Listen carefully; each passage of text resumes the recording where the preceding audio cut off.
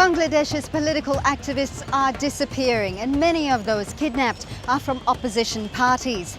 The disappearances have sparked a string of bombings right across the capital, Dhaka, and nationwide protests. Human rights groups claim the country's elite police force, the Rapid Action Battalion, are behind what's being called enforced kidnappings.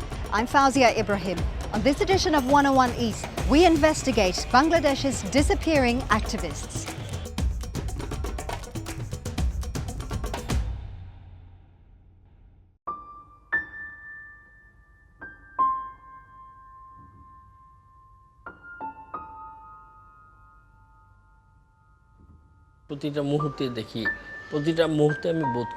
Every time I see his belongings, I feel his guidance is missing.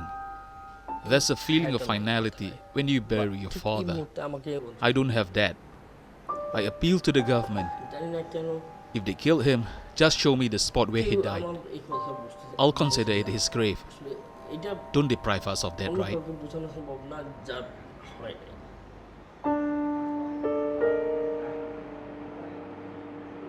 Two years ago, Chowdhury Alam was abducted.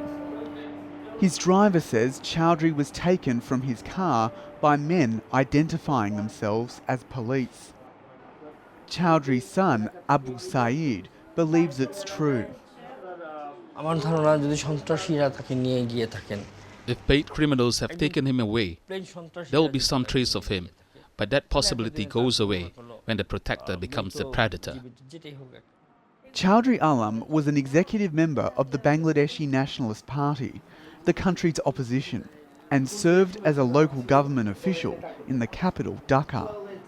The family don't have any theories why he was taken, but they are adamant his disappearance is politically motivated.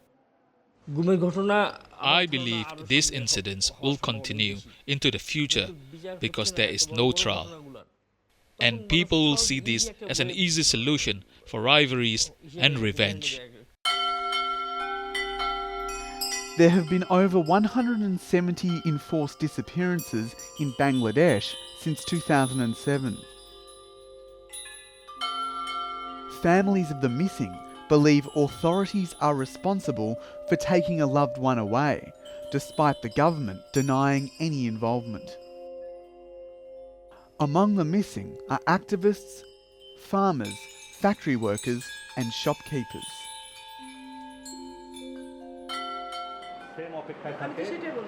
Sultana Kamal investigates disappearances across Bangladesh. She says such abductions are underreported and have rapidly increased in the past 2 years.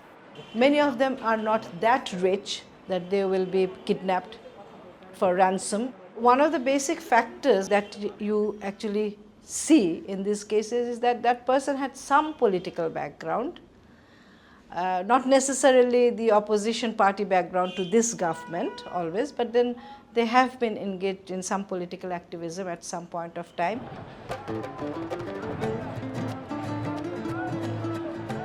Enforced disappearances here have a history as old as the rowboats in Dhaka's old city.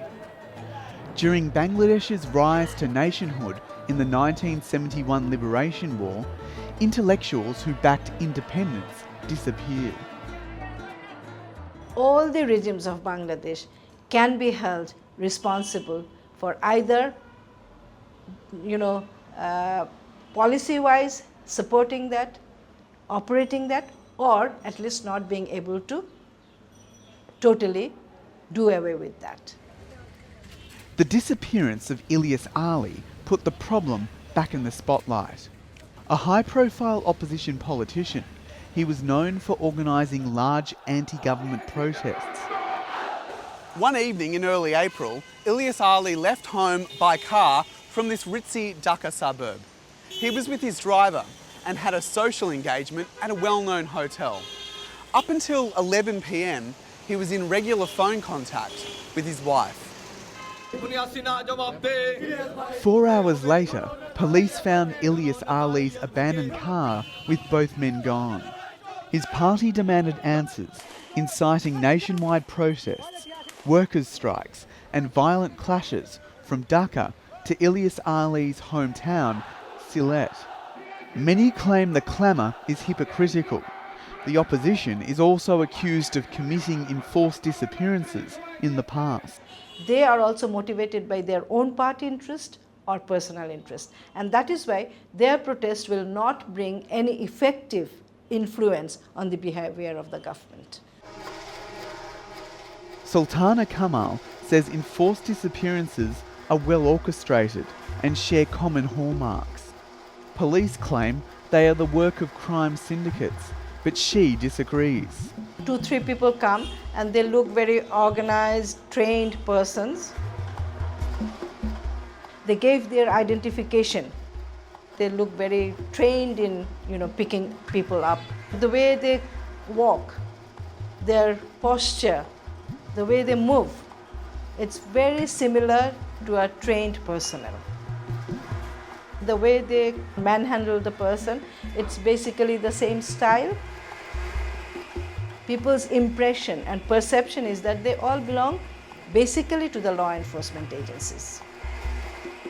Leads us to kind of at least think that these incidents are actually being conducted by same group of people under the same command. In your mind, do you think they're most likely law enforcement officers? Well, the basic factors that we analyze actually again leads us to conclude that they are law enforcement agencies. According to critics, the prime suspect is the Rapid Action Battalion, an elite brigade of 9,000 police and military officers. Known as RAB, they're blamed by human rights groups for extrajudicial killings in staged crossfire gun battles and custody deaths. Bangladesh's Human Rights Commission believes that RAB has responded to that criticism by replacing one form of abuse with another. We found that from 2011 onwards, there was a downward trend in extrajudicial killing compared to 2004, 5, 6, 7, 8, 9, and 10. So there was a downward trend, So that was promising. That was quite encouraging and inspiring. But then something new had added to the human rights violations, and that is what we now call enforced disappearance. Ironically, Elias Ali and Chowdhury Alam's opposition party, the Bangladeshi Nationalist Party, created RAB in 2004 to combat rising crime rates. They are criticizing that, well, why this extrajudicial killing, disappearances, it should not be there, this is bad, this is a whole lot of human rights violation in the country. But they, not a single time they pronounce the word RAB, which shows that they created RAB, they used RAB to their petty interest, and if they ever come back to power, they will continue using RAB to their interest. Chowdhury Alam's family alleged that a RAB officer attacked him on the street 5 days before his disappearance. But in many cases, criminal allegations are linked to disappearances. Chowdhury was accused of extortion. That wasn't the case.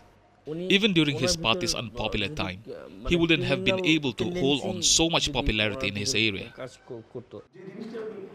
Professor MIZANUR RAHMAN says investigating RAB remains difficult because officers serve 2-year rotations and there is no one to testify.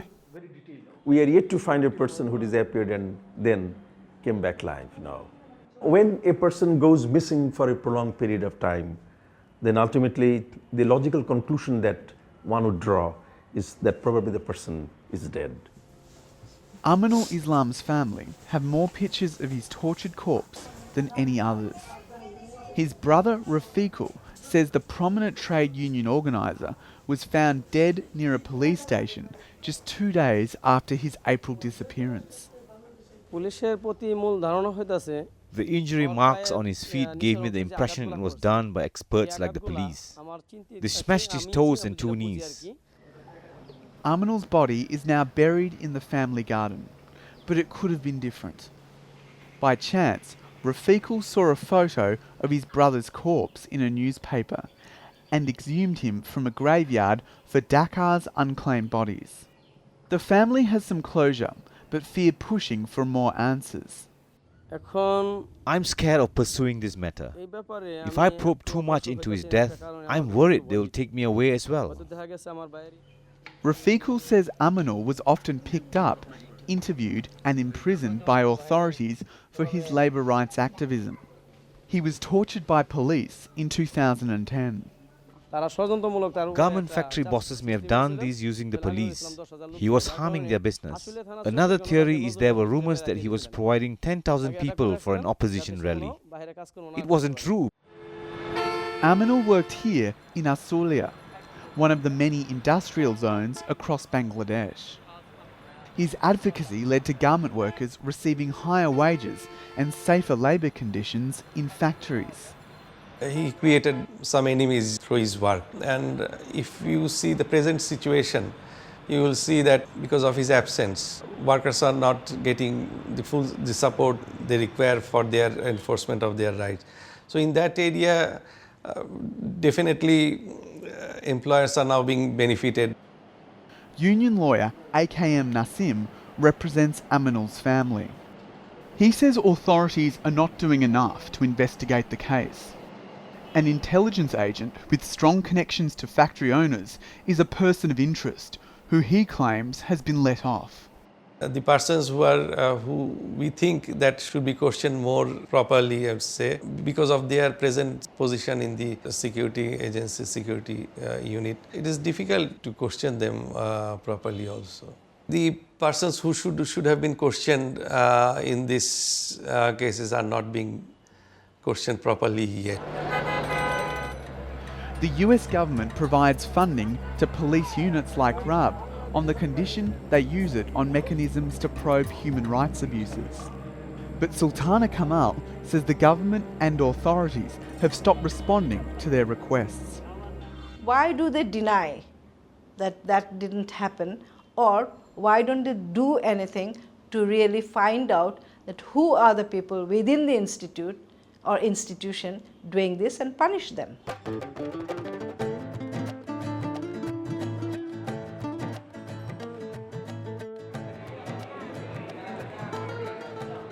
This cafe at Dhaka University is a popular hangout for political discussions. Student politicians are among those who've disappeared, and many Bangladeshi youth fear a culture of impunity. Political leaders here are short-sighted. We lack democratic practices. Violence and tortures are increasing day by day. We're worried what will happen through this tug of war between the parties. The political situation here has gotten worse since the elections in 2008. Leaders need to follow the laws instead of their own interests. Abu Sayeed Alam doesn't care about politics anymore. He just wants answers about those who've disappeared. It's a hope that tortures him.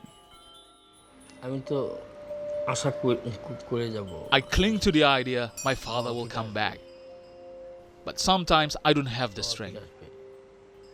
For now, no one can stop me from hoping. The rest is up to the Almighty. Only He knows.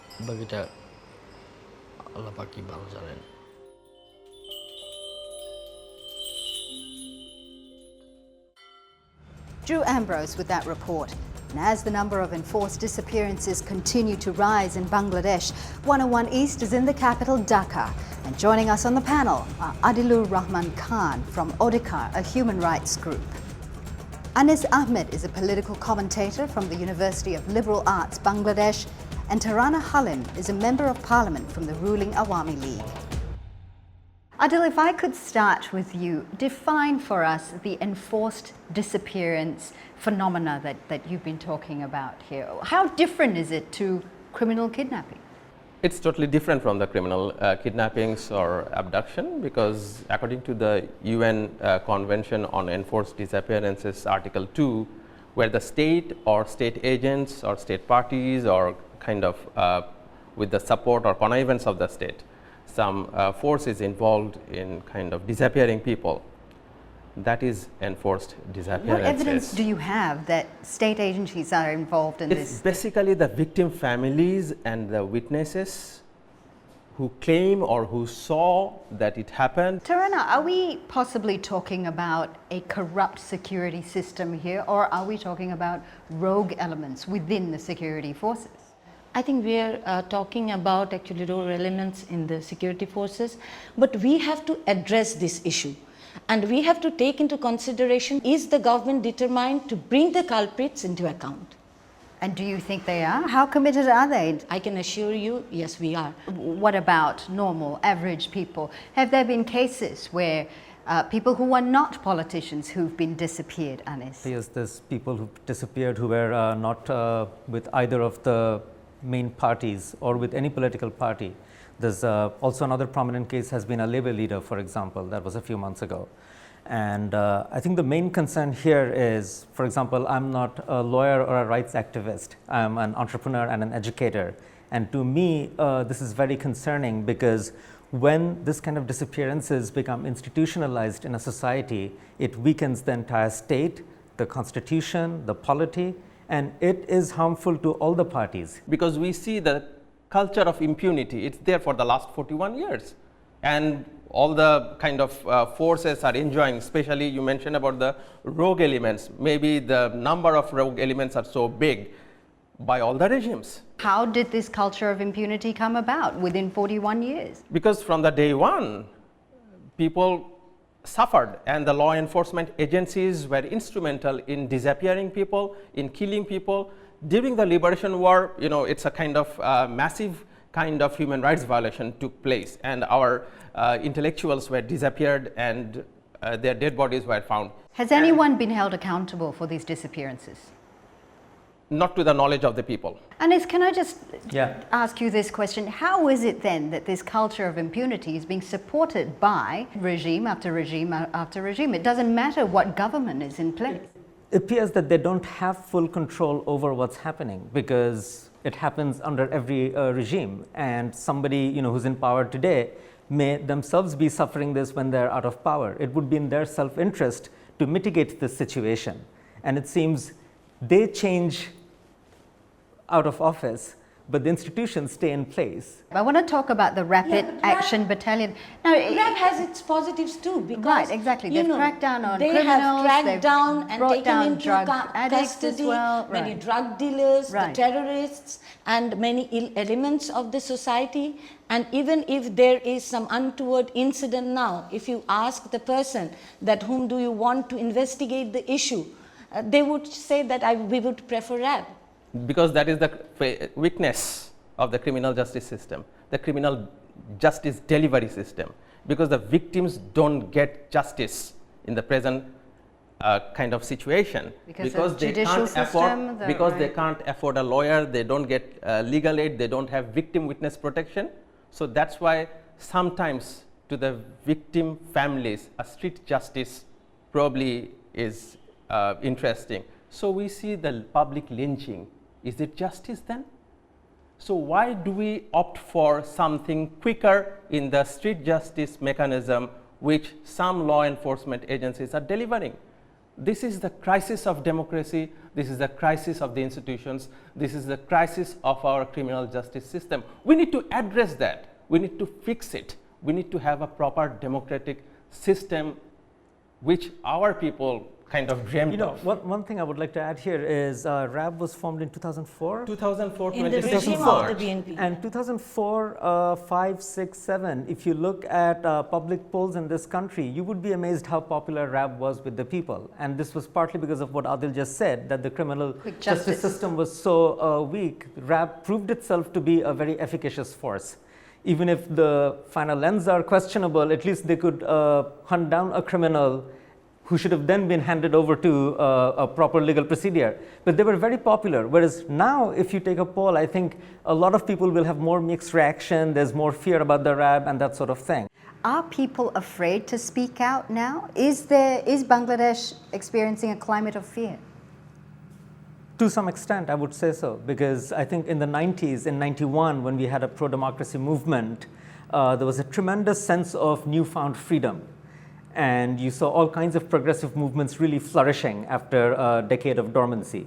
And in '96, there was again a tremendous pro-democracy movement led by the current ruling party, and we secured a democratic election. So throughout the 90s, I think politicians, including those of the current ruling party and also the opposition, but also journalists, civil groups, professionals in the society, students, everybody felt that they could speak their minds, they could criticize government policies as well as other quarters of society.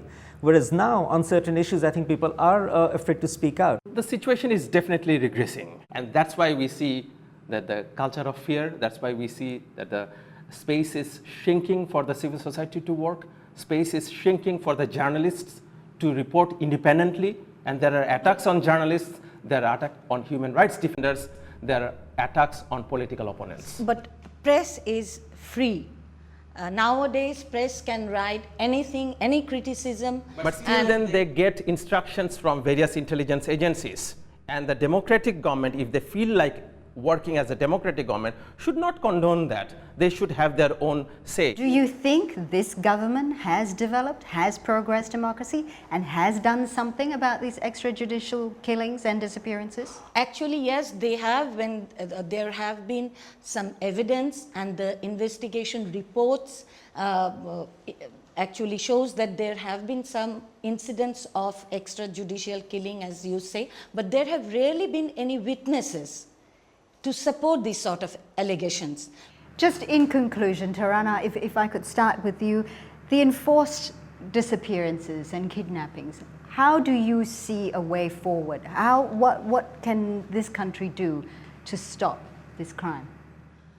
I would not only speak specifically about this crime, but you know, I would like to say that what I have been reiterating again and again, that all the political parties must work together for the betterment of the society, not blaming each other, for the benefit of the people of the country, and we should have national unity. If we want to stop this sort of disappearance, both the party in power, the party in opposition, and the people should work together and just break the mold. Somebody has to be responsible, somebody has to come forward and help break the mold, and that can be done by the people. Anis, do you think it's done by the people, or do you think it depends on whoever that is in power?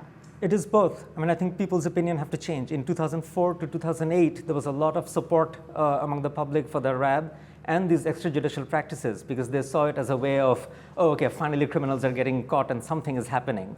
But now people are realizing that that was not a good trend.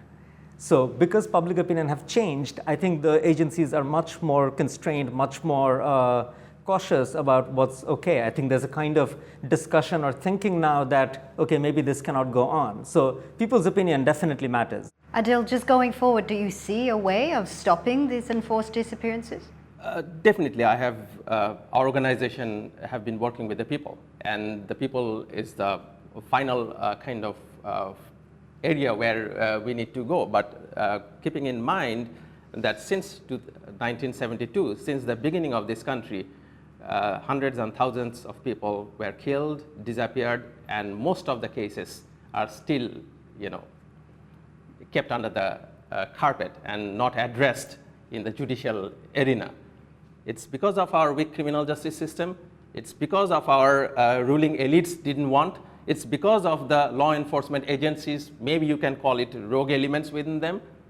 They are so influential that people's power, time and again, although changed the governments, but could not change the system. The changing the governments is still there, but the kind of system is still intact. And that's why, unless and until people takes it up again and address this issue of enforced disappearances and custodial torture and extrajudicial killings, we don't see any other way out. Thank you very much for being with us today. We really appreciate it. That's all the time we have for this edition of 101 East. You can always follow the program through our website, podcast, Facebook, and Twitter. From all the team here in Dhaka, Bangladesh, thank you for watching.